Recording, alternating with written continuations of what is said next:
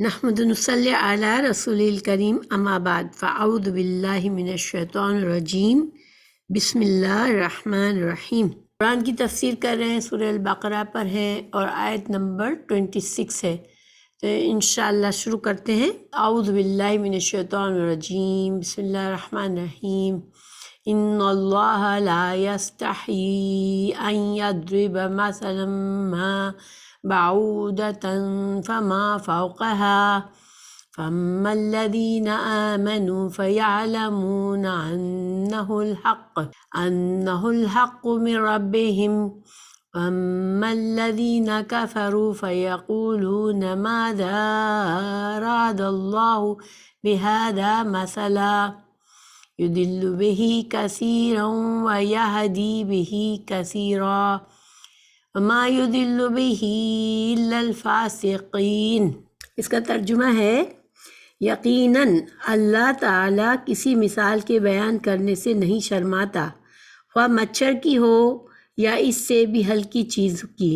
ایمان والے تو اسے اپنے رب کی جانب سے صحیح سمجھتے ہیں، اور کفار کہتے ہیں کہ اس مثال سے اللہ نے کیا مراد لی ہے۔ اسی کے ساتھ بیشتر کو گمراہ کرتا ہے اور اکثر لوگوں کو راہ راست پر لاتا ہے، اور گمراہ تو صرف فاسقوں کو ہی کرتا ہے۔ انا تبے بے شک، اللہ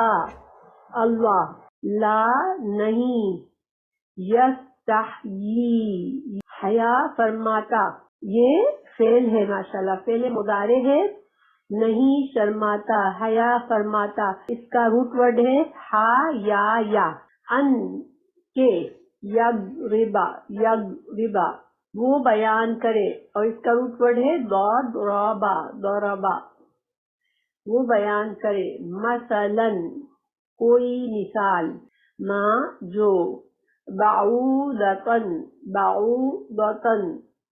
بعودتن کہتے ہیں مچھر کو، ٹھیک ہے، تو کوئی مچھر کی، اور کوئی کا ترجمہ کسی مچھر، کسی کا ترجمہ کہاں سے آیا؟ یہ تنوین سے، اس لیے کہ تنوین جو ہے وہ ایک چیز کو عام بناتی ہے، یعنی کوئی بھی، اگر یہاں پر ال ہوتا، البعودہ ہوتا تو خاص مچھر، فما پس ما اس کی جو، تو فما تو جو، ٹھیک ہے، اس کی جو،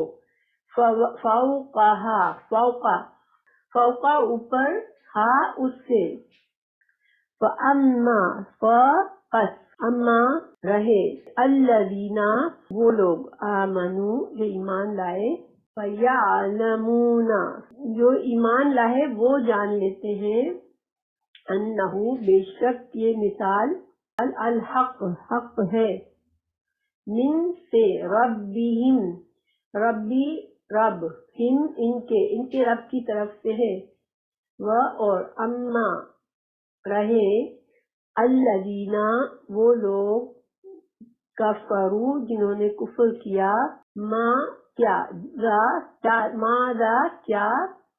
ارادہ کیا ہے، اللہ نے، بہذا ساتھ اس کے، ماشاءاللہ، مثلاً مثال کے۔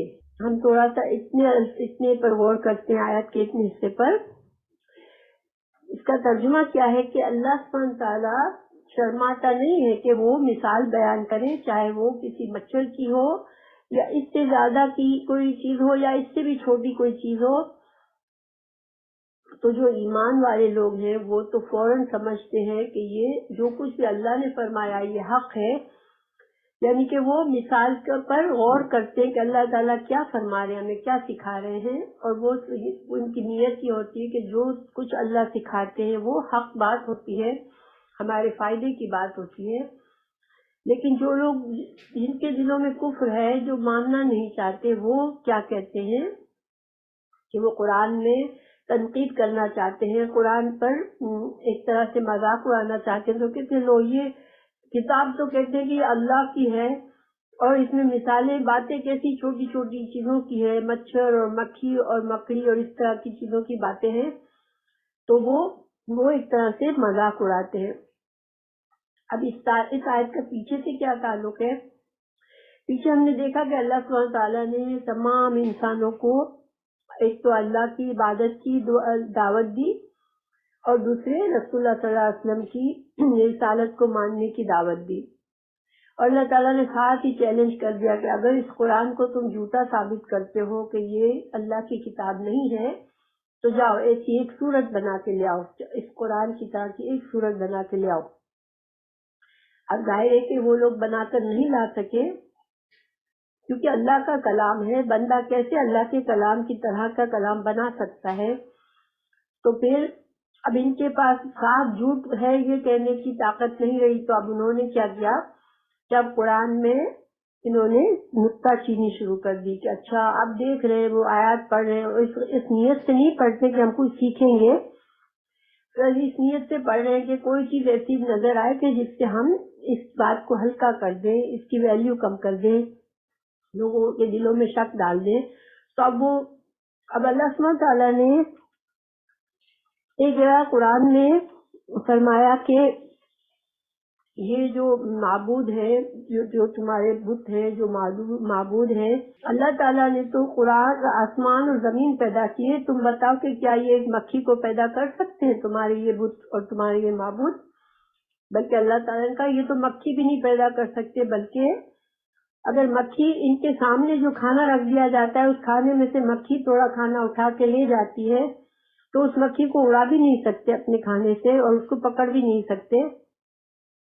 تو اب یہ بالکل پرفیکٹ اگزامپل تھی یہ سمجھانے کے لیے کہ تم کس کی پوجا کرتے ہو، یہ جو کہ خود اپنے کھانے کی حفاظت نہیں کر سکتے، کچھ پیدا نہیں کرتے، تو تم ان کے پاس جا جا کے سجدے کرتے ہو، تم ان سے اپنی دعائیں مانگتے ہو، تو وہ تمہاری کیسی دعائیں قبول کریں گے؟ تو پرفیکٹ اگزامپل تھی، لیکن ان کو پوری اگزامپل سے کوئی انٹرسٹ نہیں تھا، ان کو یہ تھا کہ لو مکھی کا نام آ گیا قرآن میں، یہ کیسا قرآن ہے، یہ کیسی اللہ کی کتاب ہے، اللہ اتنا عظیم ہے اور اس کی کتاب میں مکھی کا نام آ گیا۔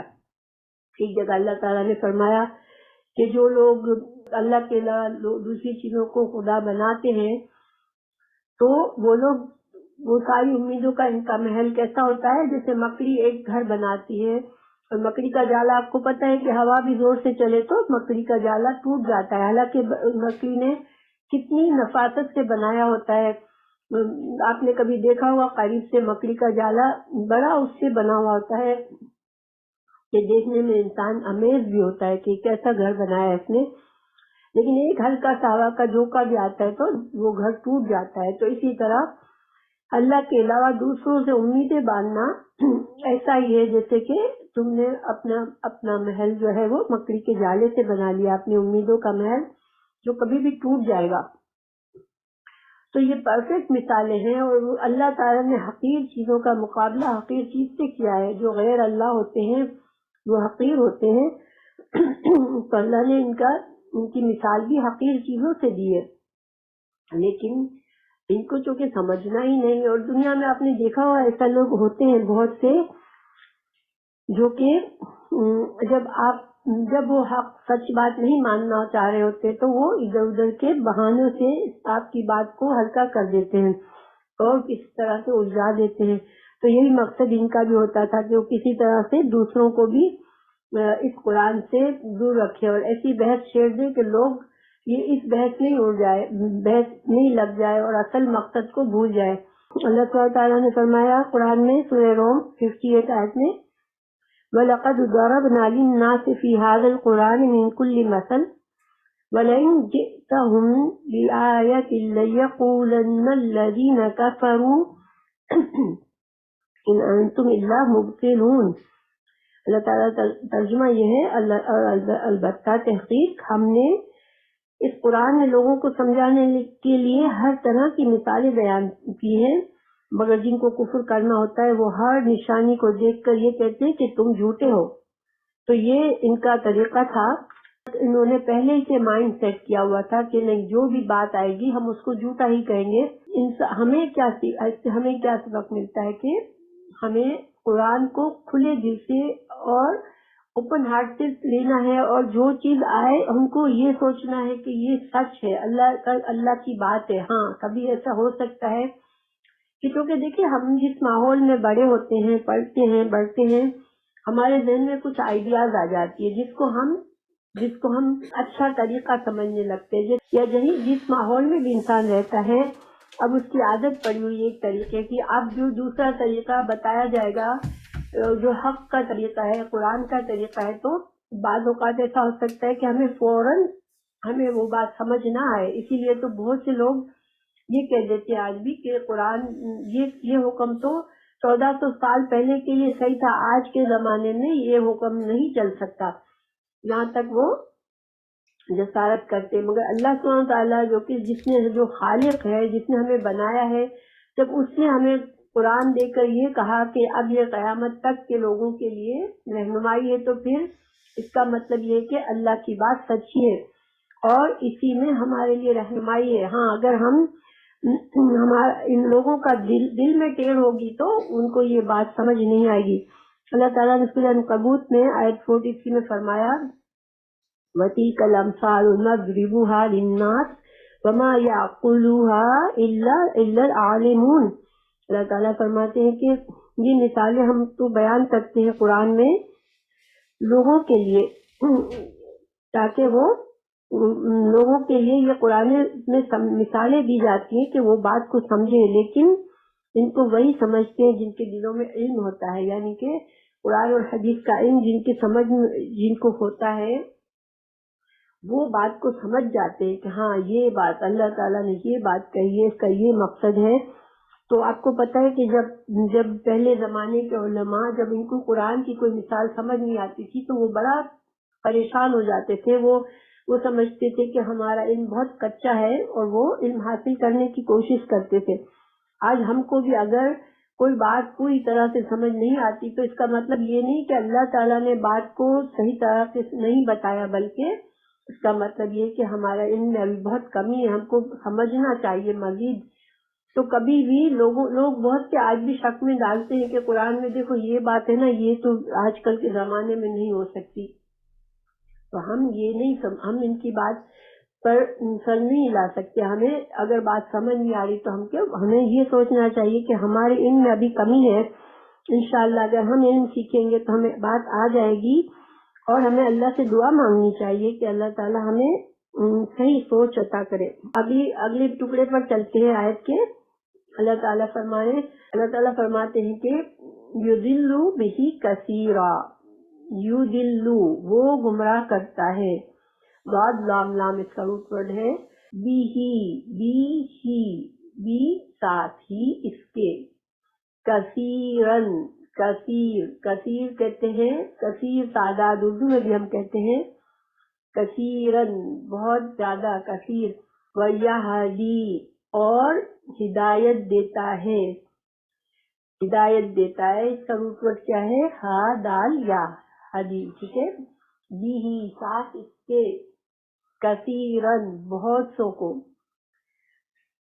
اللہ تعالیٰ فرما رہے ہیں کہ اس قرآن کو پڑھ کے، قرآن کے ذریعے اللہ تعالیٰ بہت سو کو ہدایت دے دیتا ہے. اس لیے کہ ہدایت کی کتاب ہے، اور ہمیں شروع میں ہی بتا دیا گیا تھا کہ یہ اللہ تعالیٰ کی ہدایت کی کتاب ہے. لیکن اس سے ہدایت کون حاصل کرتے ہیں، کون پورا فائدہ اٹھاتے ہیں؟ ہمیں سورہ بقرہ کے شروع میں بتایا گیا تھا کہ اس ہدایت سے متقین، ماشاءاللہ جن کے دلوں میں اللہ کا خوف ہوتا ہے، وہ صحیح فائدہ اٹھاتے ہیں اس ہدایت سے. تو اللہ تعالیٰ فرما رہے ہیں کہ بہت سو کو اللہ اس سے ہدایت دیتا ہے. یعنی کہ جو متقین ہوتے ہیں، جن کے دلوں میں اللہ کا خوف ہوتا ہے، اللہ کی محبت ہوتی ہے، وہ اللہ کی بات کی عزت کرتے ہیں اور غور و فکر کرتے ہیں اور بات کو سمجھ جاتے ہیں اور سیدھے راستے پر چلنے لگتے ہیں. لیکن جو گمراہ لوگ ہوتے ہیں، جو اپنے آپ کو اتنا بڑا سمجھنے لگتے ہیں کہ اللہ کے کلام کا مذاق اڑائے، اللہ کے کلام میں نکتہ چینی کریں اور تنقید کریں، تو پھر ان کا نتیجہ کیا ہوتا ہے؟ یہ اور گمراہ ہو جاتے ہیں. کہ اللہ کا قانون ہے کہ جو برائی چاہتا ہے، جس کی خواہش دل میں برائی ہی کی ہے، پھر اس کو برائی میں آسانی دے دیتا ہے اللہ کے. ٹھیک ہے، جاؤ تم کو برا طریقہ استعمال کرنا ہے تو جاؤ برے طریقے پر ہی رہو.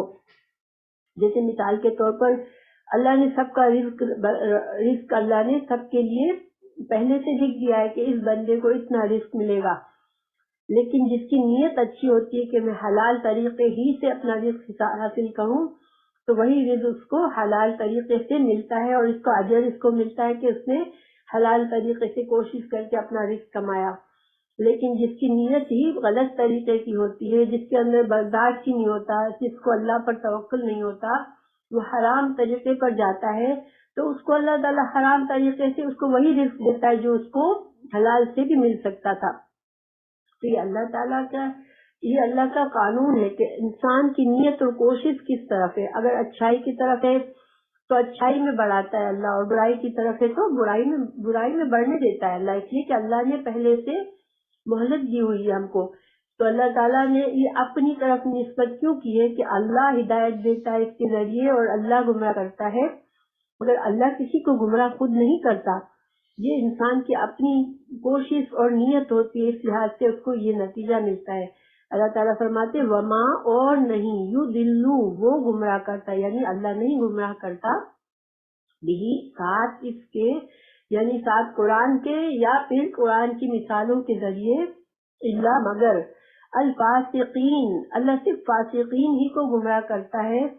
مینس یہ کہ فاسقین تو وہ لوگ تھے جو کہ خود ہی گمراہ ہونا چاہ رہے تھے، جو غلط طریقے پر ہی جانا چاہ رہے تھے، تو اللہ نے ان کو جانے دیا اور وہ قرآن پڑھ کے اور زیادہ، پہلے سے بھی زیادہ برے بن گئے۔ الفاسق، فاسقہ، فاسق کیا ہوتا ہے؟ فاسق وہ ہوتا ہے جو اللہ نے جو حدیں قائم کی ہے بندوں کے لیے، بندگی کے لیے بھی، ایک انسان اللہ کی بندگی میں رہنے کے لیے ہمارے لیے ایک باؤنڈری ہے، حدیں ہیں اللہ کی کہ دیکھو یہ بندگی کی حدیں ہیں، اس سے آگے نہیں جانا، مگر فاسق ان حدوں کو توڑتا ہے، اس سے آگے چلا جاتا ہے۔ ظاہری بات ہے اللہ کی بات پر تنقید کرنا یہ تو بندگی کی حد نہیں ہے نا، ایک بندے کو تو اس کی اجازت نہیں ہونی چاہیے اور اس کو سمجھ ہونی چاہیے کہ میں تو صرف بندہ ہوں، میں اللہ کی حدوں کو کیسے توڑوں۔ لیکن جو فاسق ہوتا ہے وہ توڑتا ہے حدیں، اور فاسق جو ہے، دیکھیں صرف فاسق کافر ہی نہیں ہوتے، ٹھیک ہے، کوئی بھی گناہ کا کام اگر کرتا ہے تو وہ فاسق ہوتا ہے، لیکن فاسق کے بھی درجے ہیں، جیسے جو فاسق بالکل کفر میں چلا گیا وہ بہت بڑا درجے کا فاسق ہے، لیکن ایک مسلمان ہے اور انسان اس کے دل میں ایمان ہے مگر وہ گناہ کے کام کرتا ہے، تو اس وقت وہ فاسق ہی کا ہوتا ہے، لیکن کم درجے کا فسق ہوتا ہے اس کا، اس لیے کہ اللہ کی مرضی کے خلاف جانا یہ فسق ہے، اور یہ عمل کرنے والا فاسق ہو جاتا ہے۔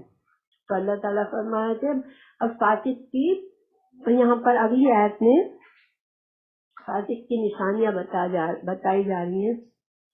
الذین، وہ لوگ، ینقضون، وہ توڑتے ہیں، عہد اللہ، اللہ کا عہد، من سے بعدی، میثاقہ، میثاق کا روٹ پڑھے واو ساقا، یسق، تو اس کا مطلب ہوتا ہے پکا کرنا، گرہ باندھنا، ٹھیک ہے۔ تو اللہ تعالیٰ کا جو پکا عہد ہے اس کو پکا کرنے کے بعد اس کو توڑتے ہیں، وَيَقْطَعُونَ، اور وہ قطع کرنا، یہ اردو میں بھی بولتے ہیں قطع تعلق، تو قطع کیا ہوتا ہے؟ کاٹنا، کسی چیز کو توڑ دینا، کاٹ دینا۔ وَيَقْطَعُونَ، وہ کاٹتے ہیں، ماں جو، امرا، جس کو حکم دیا، اللہ، امر اللہ، دیکھیں اللہ یہاں پر فل مارک سے پڑھیں گے، جس کو حکم دیا، بھی، اس کو، یہ کہ یو صلا، وصل سے ہے، وصل یعنی جوڑنا، تو جن چیزوں کو اللہ نے جوڑنے کا حکم دیا ہے وہ ان کو کاٹ دیتے ہیں، جوڑتے نہیں ہیں۔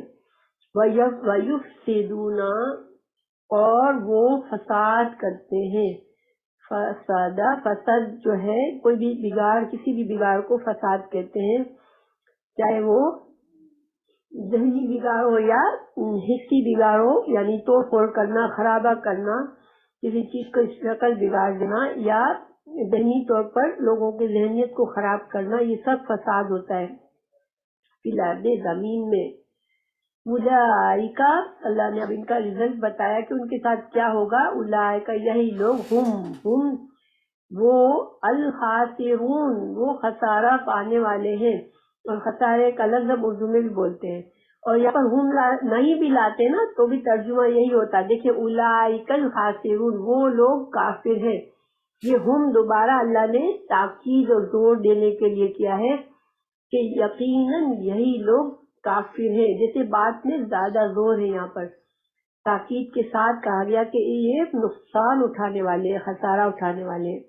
اب دیکھیں ان خصوصیات پر غور کرتے ہیں۔ پہلی بات اللہ نے فرمایا کہ یہ لوگ اللہ کا عہد پکا کرنے کے بعد توڑتے ہیں، تو یہ اللہ کے کون سے عہد کی بات ہو رہی ہے؟ تو اس میں علماء نے مختلف اس میں بتائی ہے کہ کون سا عہد ہے یہ۔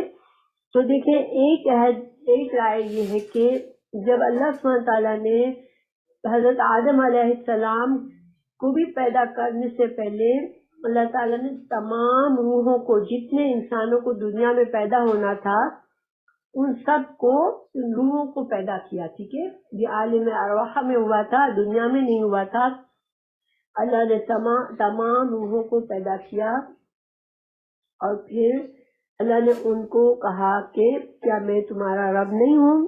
تو انہوں نے کہا کیوں نہیں، آپ ہمارے رب ہیں، ہم گواہی دیتے ہیں۔ اللہ تعالیٰ نے فرمایا الستو بربکم، کیا میں تمہارا رب نہیں ہوں؟ تو سب نے کیا کہا بلا، کیوں نہیں؟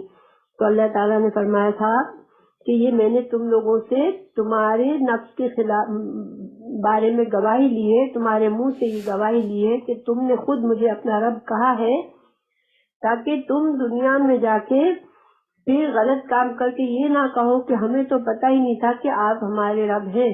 تو اللہ نے یہ جو علم تھا یہ ہمارے اندر، ہماری روحوں کو پہلے ہی دے دیا، اور اس کو ہم ایسے سمجھ سکتے ہیں کہ ہر بچہ جب پیدا ہوتا ہے تو اس کے سب کانشیس میں یہ بات ہوتی ہے کہ میرا رب اللہ ہے، لیکن جب اس کو بڑا ہونے، جب ماں باپ اس کو پریز کرتے ہیں، اب ماں باپ کی جو بھی ویلیوز ہوتی ہے ریلیجن کی وہ اس کو سکھاتے ہیں، یا اپنے ماحول سے بچہ جو سیکھتا ہے پھر بچہ وہی چیزیں بلیو کرنے لگتا ہے، اور وہ بات اس کے ذہن میں دب جاتی ہے کہ اللہ میرا رب ہے۔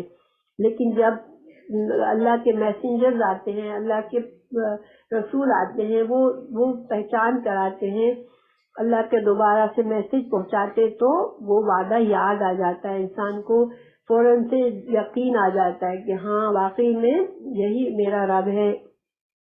تو جن کے دل خراب نہیں ہوئے ہوتے ہیں، جن کے دل سلامت ہوتے ہیں، وہ فوراً اپنے رب کو پھر سے پہچان لیتے ہیں۔ اسی لیے حدیث میں کہا گیا کہ ہر بچہ فطرت سے پیدا ہوا ہوتا ہے، پھر اس کے ماں باپ اس کو کبھی کچھ بنا دیتے ہیں، کبھی کچھ بنا دیتے ہیں۔ تو یہاں پر یہ وعدہ، ایک بات یہ ہوئی کہ یہ وعدہ ہر انسان سے لیا گیا تھا، لیکن جب رسول آئے اور ان کے دل نے گواہی دی کہ ہاں یہ رسول کی بات سچی ہے، تو انہوں نے اس بات کو، اس وعدے کو بھلا دیا اور اس وعدے کو توڑ دیا، یہ مطلب ہے، ٹھیک ہے۔ دوسرا مطلب یہ ہے جب انسان لا الہ الا اللہ پڑھتا ہے، جب انسان قبول کرتا ہے کہ ہاں میں صرف اللہ کو میں اپنا رب مانتا ہوں، لا الہ الا اللہ، اللہ کے سوا کوئی الہ نہیں ہے، اور یہ مانتا ہے کہ مجھے اسی نے پیدا کیا ہے۔ اس کے بعد جب انسان برائیوں میں بڑھ جاتا ہے اور وہ زندگی اپنی مرضی کی گزارنا چاہتا ہے، اللہ کی نافرمانی کے کام میں اس سے کوئی پرابلم نہیں ہے، ایز لانگ ایز اس کی اپنی خواہشات پوری ہو جائے، اپنی ہر خواہش کو اپنی مرضی سے پوری کرنا چاہتا ہے، تو پھر یہ وہ وعدہ توڑتا ہے جو اللہ سے، اس نے اللہ کو اپنا اللہ مانا، لا الہ الا اللہ کہا، اور پھر اس نے اس وعدے کا پاس نہیں کیا۔ دیکھیے جتنے بھی لوگ ہیں نا دنیا میں، ایون جو کافر ہیں، مشرک ہیں، ان سب کو پتا ہوتا ہے کہ ہم کو پیدا کیا گیا ہے، ہمارا رب ہے، ایک ہی خالق ہے، یہ نہیں کوئی بھی اس بات کو، اس حقیقت کو کوئی بھی جھٹلا نہیں سکتا۔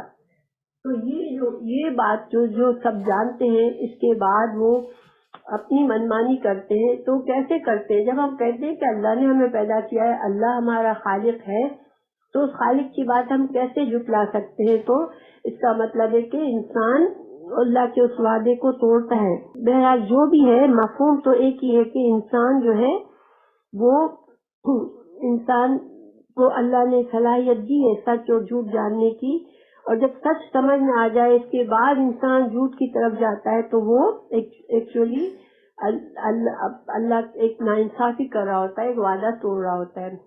تو پھر اللہ تعالیٰ نے فرمایا کہ وَيَقْطَعُونَ مَا أَمَرَ اللَّهُ بِهِ أَن يُوصَلَ، اور یہ اس کو کاٹتے ہیں جس کو اللہ نے جوڑنے کو کہا. تو اللہ نے کس چیز کو جوڑنے کے لیے کہا ہے؟ تو اس میں بھی ڈفرینٹ، اس کے بارے میں بھی ڈفرینٹ رائے دی گئی ہے، ڈفرینٹ چیزوں کو بتایا گیا ہے کہ اس میں ایک تو یہ کہ اللہ اور بندے کا جو تعلق ہے اس کو توڑتے ہیں. ٹھیک ہے، کہ اللہ تعالیٰ ایک خالق اور مخلوق کا ایک تعلق ہے، اس تعلق میں یہ اس کو پوری طرح سے نبھاتے نہیں ہیں. نمبر 2، جو رشتے اللہ نے بنائے ہیں جیسے والدین، بہن بھائی اور باقی کے رشتے دار. دیکھیں رشتے داروں کا معاملہ یہاں پر کیوں آیا ہے؟ یہ بڑا اہم معاملہ ہے، کیونکہ دیکھیے جب انسان اپنے رشتوں کو کیوں توڑتا ہے؟ اپنا کوئی فائدہ حاصل کرنے کے لیے توڑتا ہے، دنیا کے کسی چھوٹے سے فائدے کے لیے وہ اپنے رشتوں کو توڑتا ہے. یعنی کہ دوسروں کو حقوق کو ادا نہیں کرنا ہوتا ہے اس کو، یا اس کو اپنا غرور اور گھمنڈ ہوتا ہے. تو کوئی نہ کوئی جب غلط خیال ہوتا ہے دل میں، اس وجہ سے انسان دوسروں سے تعلقات توڑتا ہے. اور جب انسان دوسروں کے حقوق نہیں ادا کرتا، اپنے دوسروں کے تعلقات خراب کرتا ہے، تعلقات خراب ہی جب ہوتے ہیں، جب لوگ ایک دوسرے کے حقوق کا خیال نہیں کرتے، تو جب ایک دوسرے کے حقوق کا خیال نہیں کرتے، تعلقات خراب کرتے ہیں، تو دنیا میں پھر فساد ہوتا ہے. یہ اس کا نتیجہ ہوتا ہے کہ انسان جب صحیح اصولوں پر، اسی لیے اللہ نے ہمیں اصول دیے ہیں زندگی گزارنے کے لیے، اگر ہم ان اصولوں پر نہیں چلتے تو بگاڑ ہو جاتا ہے.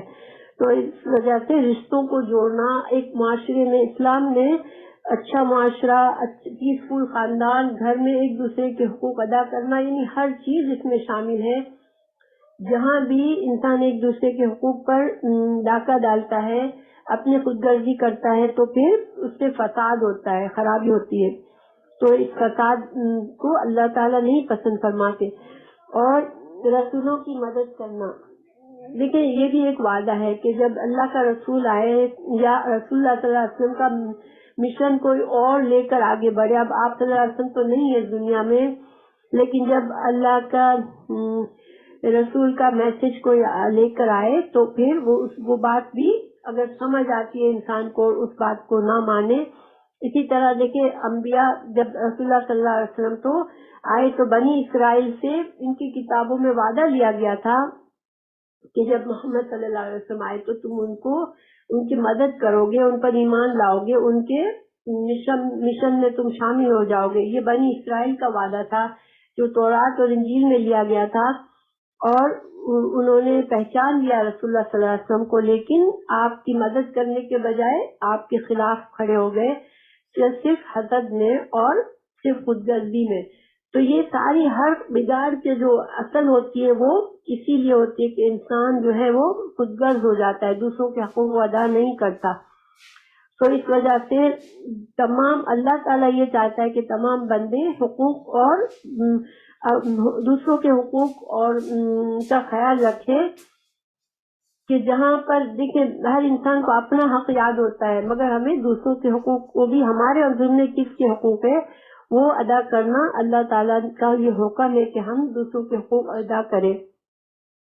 تو جہاں ہم حقوق میں کمی کرتے ہیں تو فساد ہو جاتا ہے. اور اس وجہ سے زمین میں دیکھیں فساد کیوں بڑھتا ہے کہ گناہوں کی کثرت ہو جاتی ہے. اور گناہ کیا ہے؟ اللہ کی باؤنڈریز کو توڑنا. پھر قتل و غارت بڑھتا ہے، زمین میں بگاڑ آتا ہے. انسان اگر دیکھیں دنیا میں کتنے لوگ ماحول میں گندگی پھیلاتے ہیں، پولوشن کرتے ہیں، ماحول کو خراب کرتے ہیں اپنے برے رویے سے. یہ ساری چیزیں وجوہات ہیں جو کہ فساد کریٹ کرتی ہے. اور آج کل ہم دیکھ سکتے ہیں اپنے ہر طرف سے فساد ہو رہا ہے، اور یہ فساد لوگوں کی خود غرضی کی وجہ سے ہو رہا ہے، اور اللہ کے دیے ہوئے وعدوں کو توڑنے کی وجہ سے ہو رہا ہے، اور رشتوں کو کاٹنے کی وجہ سے ہو رہا ہے. تو پھر جب اللہ تعالیٰ فرمانے کہ ایسے لوگ خاسرون ہیں کہ وہ خسارہ پائیں گے. دنیا میں بھی دیکھیں فاسق جو ہے نا، وہ فاسق دنیا میں بھی اس کو نقصان ہی ہوتا ہے، اس لیے کہ اس ایسے انسان کی کوئی عزت نہیں ہوتی ہے جو کہ دوسروں کے حقوق کا خیال نہیں کرتا ہے. تو دنیا کی بھی نقصان ہوتا ہے ان کا، اور آخرت میں بھی نقصان ہوگا ان کا. تو اب اللہ تعالیٰ آگے آیت میں اب سمجھا رہے ہیں پیار سے، ایک طرح سے ایک نرمی والا انداز ہے.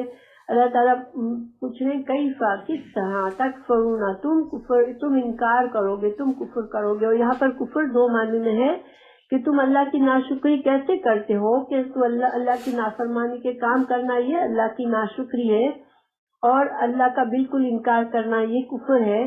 تو جو بالکل کافر ہے ان سے بھی کہا گیا، اور جو بالکل کافر نہیں ہے مگر اللہ کی نافرمانی کرتے ہیں. تو اللہ تعالیٰ نے فرمایا کہ تم کیسے شکری کے کام کرتے ہو باللہ، اللہ کے ساتھ، اور حالت یہ ہے کہ تم تھے امواتن، مردہ، تمہارا تو کوئی ایگزسٹنس ہی نہیں تھا، تم تو دنیا میں تھے ہی نہیں. اموات یہ پہلی موت کا مطلب ہے کہ انسان اپنی پیدائش سے پہلے کچھ بھی نہیں تھا، اللہ نے اس کو ایک نطفے سے پیدا کیا. تو تم تو مردہ تھے، پھر احیاکم، پھر اللہ نے تم کو زندگی دی تمہاری ماؤں کے پیٹ میں، اور تمہیں دنیا میں اللہ تعالیٰ نے پیدا کیا. یہ پہلی دفعہ احیاکم، پس زندہ کیا تم کو. ثم، پھر یمیتکم، موت دے گا تم کو. پھر تم کو ہر انسان جانتا ہے کہ جب وہ پیدا ہوا ہے تو اس کو ایک دن موت بھی آئے گی. تو یہ دوسری موت اللہ نے ذکر کی. ثم، پھر یحییکم، پھر اللہ تمہیں دوبارہ زندہ کرے گا.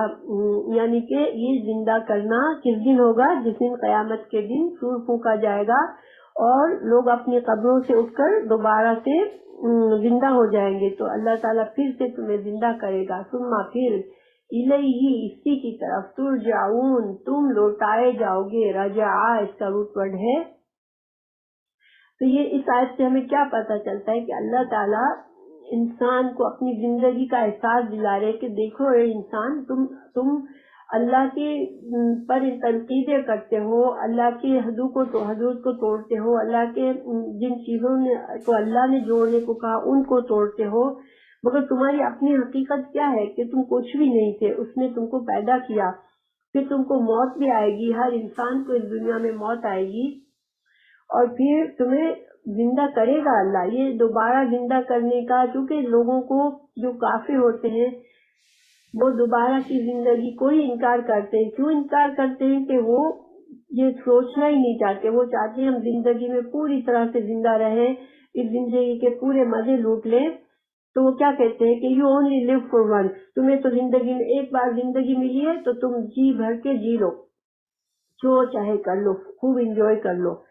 تو ان سے کہا جا رہا ہے کہ نہیں، تمہیں تو دوبارہ زندہ کیا جائے گا، اور نہ صرف زندہ کیا جائے بلکہ اللہ کے سامنے تم کو پیش ہونا ہوگا، اسی کی طرف تمہیں لوٹنا پڑے گا.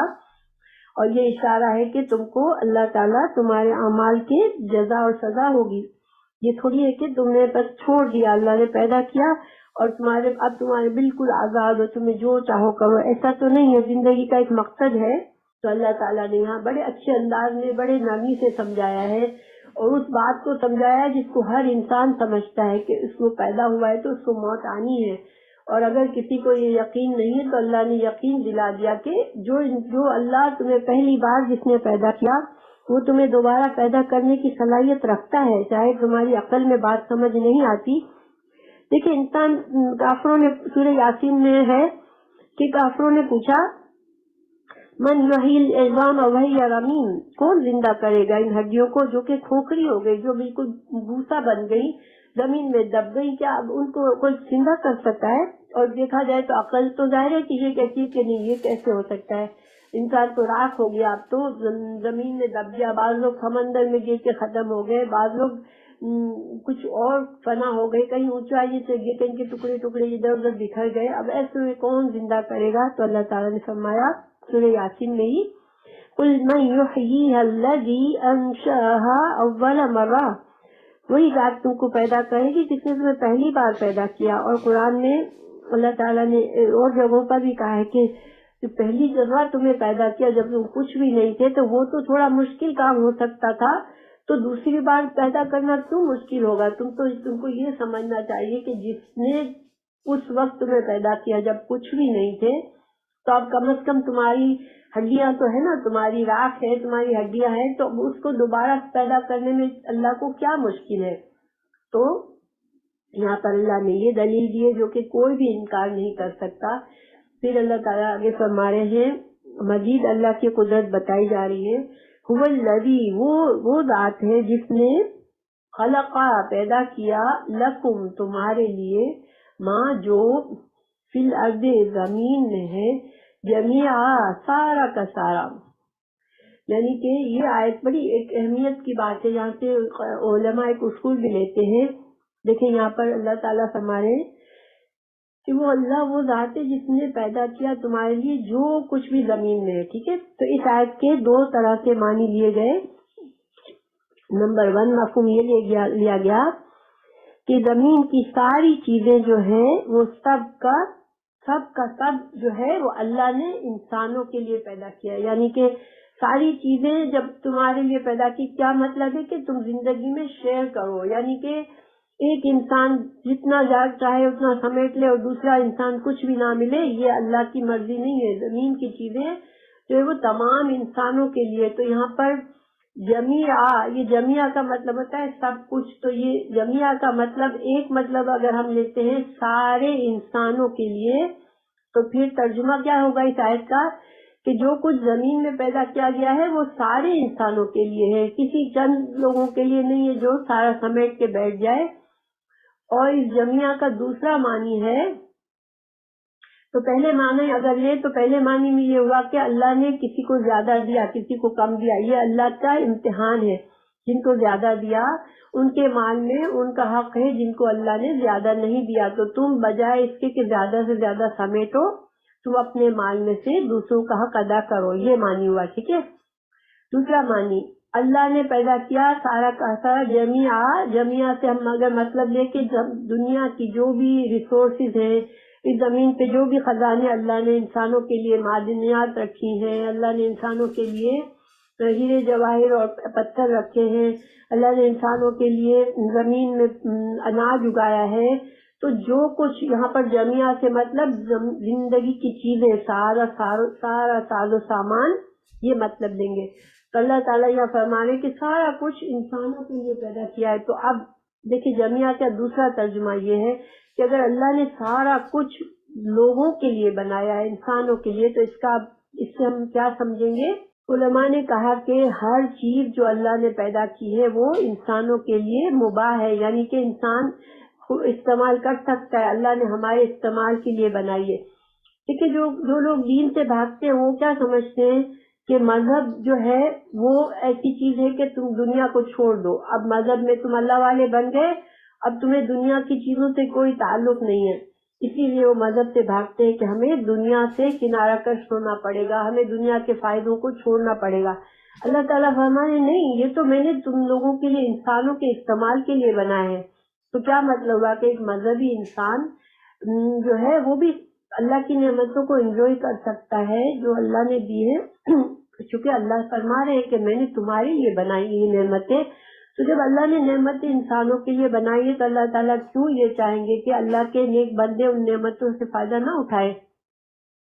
تو گویا جو لوگ دین سے اس لیے بھاگتے ہیں کہ ہمارا دنیا کا نقصان ہو جائے گا، وہ پھر غلط سوچتے ہیں کہ دین اللہ نے، تو اللہ چاہتا ہے کہ تم استعمال کرو اللہ کی نعمتوں کو، خوش ہو. بس یہ اللہ چاہتا ہے کہ تم شکر گزار ہو اور جائز طریقے سے جن نعمتوں کو استعمال کرو. بس اتنا سا فرق ہے کہ اللہ کو فرما برداری میں اور اللہ کی نافرمانی میں.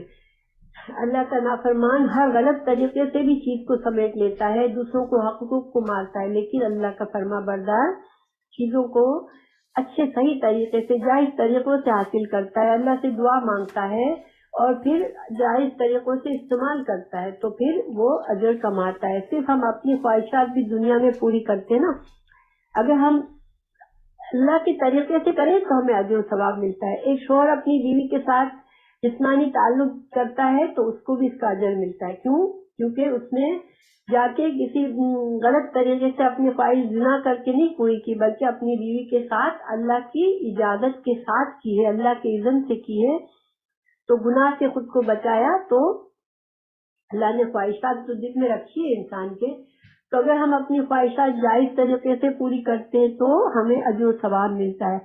اگر ہم اپنے لیے اچھا گھر خریدتے ہیں مگر سوچ کے کہ اللہ سے کہ نافرمان طریقے سے نہ خریدیں تو انشاءاللہ ہم جائز طریقوں سے کریں گے، اس میں سود نہیں ڈالیں گے، تو ہمیں وہ اپنا گھر بنانا، اس کو صحیح رکھنا، اس میں بھی اجر و ثواب ہوگا کہ ہم اپنی فیملی کو اچھی طرح سے کمفرٹیبل ہم رہ رہے ہیں اس گھر میں، اللہ کے فرمانبردار بنے ہوئے ہیں. تو اب جمعہ، یہ اہم بات ہے کہ جمعہ کے دو معنی لیے گئے ہیں.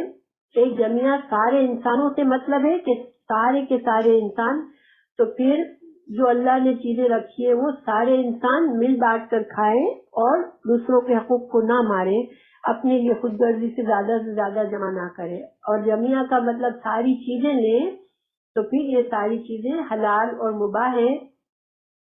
ہاں، اب علماء نے ایک اصول بنایا کہ جو کہ اللہ نے خود فرمایا کہ زمین کی چیزیں اللہ نے ساری کی ساری انسانوں کے لیے بنائی ہے، تو ہر چیز اپنی اصل سے حلال ہے، ہر چیز کا استعمال کرنا جائز ہے. ہاں، جو اللہ کی حرام چیزیں ہیں کچھ وہ بہت تھوڑی ہیں اور اللہ نے قرآن اور حدیث میں ان کو بتا دیا ہے.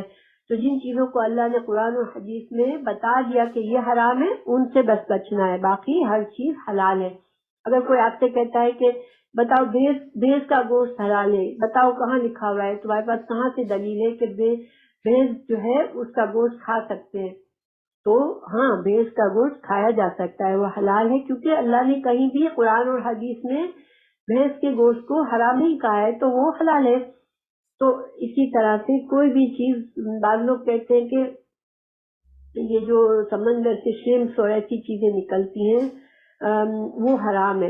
تو جن چیزوں کا ہمیں یہ دیکھنا ہے کہ جن چیزوں کے بارے میں حدیث اور قرآن میں منع کیا گیا بس وہ حرام ہے، اور جن کو وہ کچھ تھوڑی سی چیزیں، بہت ساری چیزوں کو اللہ نے حرام نہیں کیا اور اللہ تعالیٰ نے دنیا کی زیادہ چیزوں کو حلال کرا ہے.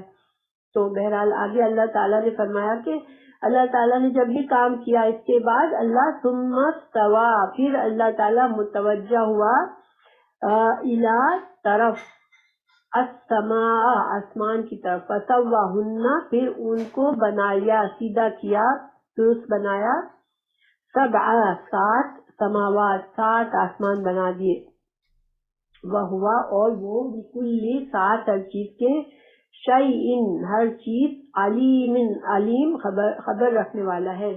تو اللہ تعالیٰ نے یہاں پر ہمیں کیا پتا چلا کہ اللہ نے آسمان جو ہے وہ ایک خلا صرف نہیں ہے بلکہ ایک کوئی ٹھوس چیز ہے جو کہ ساتھ ہے. ہر آسمان کا دوسرے آسمان سے خاص فاصلہ ہے، اور آسمان اللہ نے کوئی خاص طریقے سے بنائے ہیں اور یہ ساتھ ہے. اور قرآن میں دوسری جگہ سے پتہ چلتا ہے کہ زمینیں بھی ساتھ ہیں. تو اللہ نے 7 آسمان بھی بنائے ہمارے لیے، اور اللہ تعالیٰ جو ہے وہ ہر چیز کا علم رکھتے ہیں. آخر میں یہ کہہ دیا گیا یعنی کہ تم دنیا میں ہم جو بھی کرتے ہیں اللہ سبحانہ تعالیٰ جانتے ہیں، دیکھ رہے ہیں، اور ہمیں اس کے مطابق جزا اور سزا ملنی ہے. تو انسان اپنے آپ کو خیال رکھے اور آپ اس بات کو کبھی نہ بھولے.